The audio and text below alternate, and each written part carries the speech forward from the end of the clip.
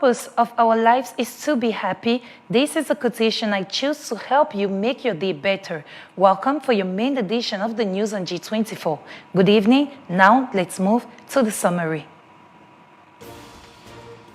As part of the Transformation Acceleration Plan, the National Pharmaceutical Office, in short the OPN, has been reformed into a state-owned company thanks to the government and an investment of 2 billion CFA francs. Also, the Minister of Water and Energy and Forests, Professor Lee White, announced the forthcoming deployment of a software program capable of accurately and efficiently mapping plantations and all the damages caused by elephants. Stay tuned, we have more for you after the transition.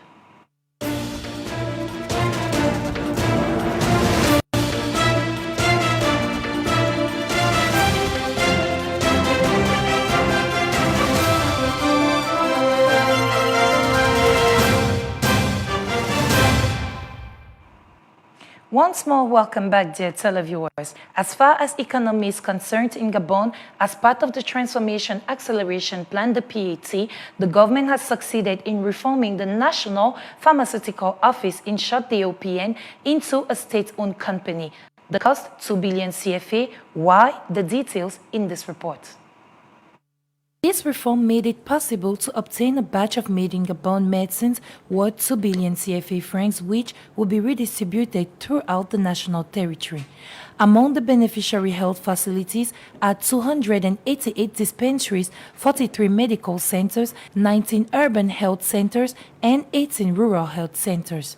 These are medicines made in Gabon, manufactured by the pharmaceutical plant at Nkok. These are antibiotics, anti-malarials, anti-inflammatories, medicines for children, cough suppressants, analgesics. These drugs were made on the basis of the epidemiology of our country, and this is a concrete act of the vision of the President of the Republic for the health sector. The ceremony for the distribution of drugs to the health regions took place on February 8th in the presence of Prime Minister Rose Christiano Soukaraponde, accompanied by the Minister of Health, Guy Patrick Obiondong, and officials and representatives of the health facilities concerned and several other personalities. These free medicines that will be made available to them will allow our populations to take good care of themselves. In addition, the Minister of Health made it clear that the first packages have already been made in the provinces of Otogwe and Ogwe Maritime, and he added, the government is making a lot of effort. So it is a lot of money, 2 billion CFA francs, and it turns out that sometimes when these drugs arrive in health facilities, the staff uses them. As a result, we are going to set up with the teams of the National Pharmaceutical Office a surveillance It should system. be noted that the distribution of these drugs is carried out within the framework of the restructuring of the OPN, the Public Drug Purchasing Center, which is currently in difficulty. This company now benefits from the support of the Gabonese Strategic Investment Fund, in short the FGIS, to supply all public health structures. In the same look, Asanko, a subsidiary of the BGF Bank Group, has just renovated and equipped the infirmary of the Immaculate Conception Institute, which had been in disuse for some time now. A citizen action that is part of its CSR approach in favor of the communities. Yana Kenenge has the hints. From a global point of view, corporate social responsibility is part of the effort to respect the environment and its sustainable development approach. The goal is to improve the quality of life of employees and all people who come into contact with the company, but also the community. By renovating the clinic of the Immaculate Conception in Libreville, Asenko, and the BGFI Bank Foundation intend to improve the daily life of the 1,249 students of this excellent school by enabling them to be cared for in better health conditions. Asenko, like the BGF Bank Group, puts people at the heart of all its activities. In our dynamic 2025 business project, you will see that there is a pillar reserved for human capital. These young students are the managers of tomorrow and maybe the employees of tomorrow, clients, policy holders, or even experts. By providing them with a better study environment, we are also contributing to the development of our company and to economic development to enable them to evolve under very good conditions and to become the elites of tomorrow. The delivery of the building, totally rehabilitated and equipped, as well as the official handing over of several equipments composed, among others, of cupboards, desks, air conditioners, does not leave indifferent the first person in charge of this monumental establishment, who sees in this gesture an opportunity to better accompany the pupils, especially when we know that the good education rhymes with good health. An infirmary of the model that Asinco has just offered us had its reason to be because what was there was not up to standard. This is why the act of Asinco is an act of generosity on the one hand, and also an opportunity for a better supervision of our children and a better follow-up. A true actor of responsible citizen commitment through its adherence to the 10 principles of the United Nations Global Compact since 2006, Asinco has once again demonstrated its ability to mobilize alongside the actors who work daily to ensure quality education.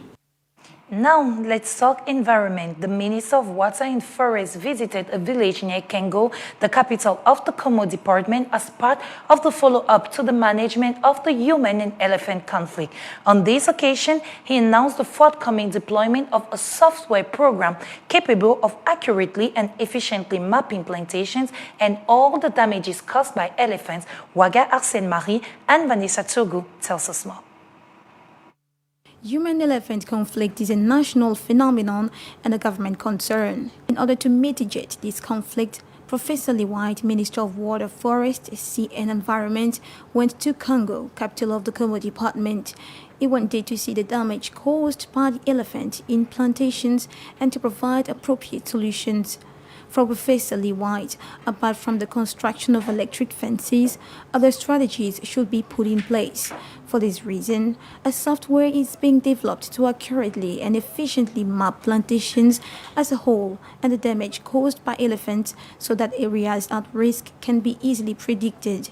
Thus, preventive measures could be taken to avoid disasters. At the end of the National Conference on the Management of the Human-Elephant Conflict held in December 2021 in Libreville, the government has provided a budget of 2 billion CFA francs in the 2022 finance law to address this issue. According to the Ministry of Water and Forest, from 2016 to the present, Gabon has recorded 11,959 written complaints and thousands of oral complaints about the destruction of food crops by elephants. By the end of December 2021, the authorities had erected 15 electric fences in some provinces of the country to curb human-elephant conflicts. It's official. After several months of political dialogue between the European Union and Burundi, Brussels ended its budgetary sanctions against the government this February 8. Officially, this decision was taken for the progress observed in the country, even if the EU still believes and recognizes that there are still changes to overcome. The report is signed Waga Arsène-Marie. After 6 years, the Council of the European Union decided to end the sanction and resume its budgetary support to the Burundian government in recognition of a peaceful political process that began with the general election of May 2020. This election, which brought General Évariste Ndayishimiye to power, have opened, according to the EU, a new window of hope for the Burundian population, even if it recognizes that persistent challenges remain in the areas of human rights, good governance, reconciliation, and the rule of law.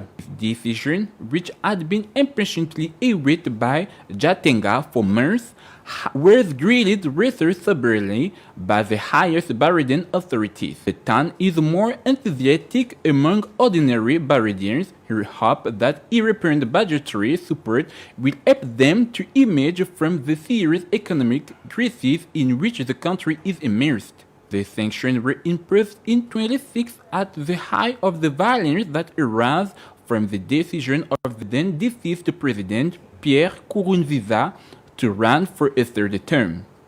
At the time, the European Union and its member countries sanctioned the government of Burundi, in particular for its role in the serious human rights violations then underway in the country. On a different note, to meet the demand of coffee each year worldwide, giants like Brazil dominate production with very high volumes.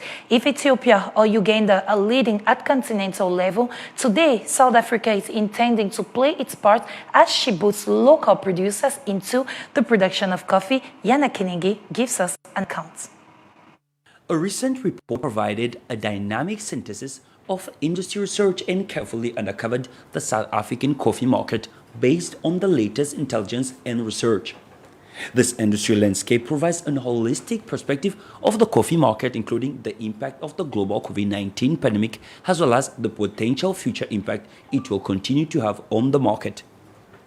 Emphasis into the entire value chain from manufacturing to retailing, as well as a pricing analysis. Furthermore, the report provides an overview and insight into the latest global and South African market trends, innovations, and technology drivers and challenges to present an objective insight into the South African coffee market environment and its future. Since early 2020, the COVID-19 pandemic has dramatically stirred up the global and local coffee industries. Increased demand has been witnessed within the coffee industry, largely driven by consumers staying at home due to the pandemic-related restrictions, but still wanting to enjoy their favorite coffee drinks. This has led to more consumers seeking out at-home alternatives to their favorite coffee orders, as well as brewing advice and equipment to improve their at-home coffee experience. The South African coffee market experienced positive growth in terms of trade retail value RSP at a constant 2020 prices, achieving a 2.1% year-on-year growth relative to 2019. This increase is expected to continue, with the market forecast to grow at the CAGR of 2.5% between 2021 and 2025. This growth, both globally and locally, is being driven by several factors, including the increase in at-home coffee consumption. We close with sports. In Gabon, the election of the future president of the Gabonese Football Federation, FEGAFOOT, is set for April 16th. The next tenant of the Alexandre Samba House in Ovendo will have the mission to revive the discipline and rethink Gabonese soccer. The details with Thibaut Otungu-Tabaga. The list of candidates has not yet been drawn up, yet Gabonese soccer is at a new turning point in its history.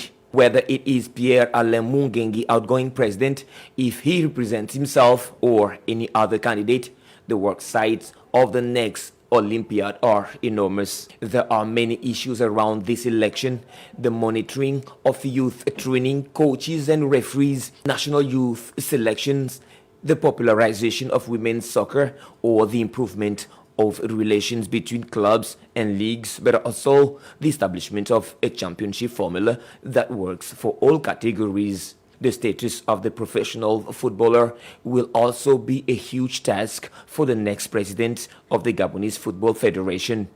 If the legal issue of the status of the player is a problem, the boss of the Gabonese soccer will have to adopt enough rules to protect the first actors, that are the footballers. Let's remember that the new president of FEGAFOOT will be announced next April at the end of the elective General Assembly of April 16th, 2022. The Electoral Commission has also indicated that candidates for the Executive Committee and the presidency of FEGAFOOT must meet the following conditions. It's the end of this news edition, but first let's have a quick review of the summary. As part of the Transformation Acceleration Plan, the PAT, the National Pharmaceutical Office, OPN, has been reformed into a state-owned company thanks to the efforts of the government and an investment of 2 billion CFA francs. Also, we saw that the Minister of Water and Forest, Professor Lee White, announced the forthcoming deployment of a software program capable of accurately and efficiently mapping plantations and all the damages caused by elephants. Keep watching G24 and keep following us on social medias where information is non-stop. Stay tuned for the news in French by the majestical host Gaël Mapesi. See you at exactly 10:30 p.m. for another edition of the news. Till then, take care of yourselves and goodbye.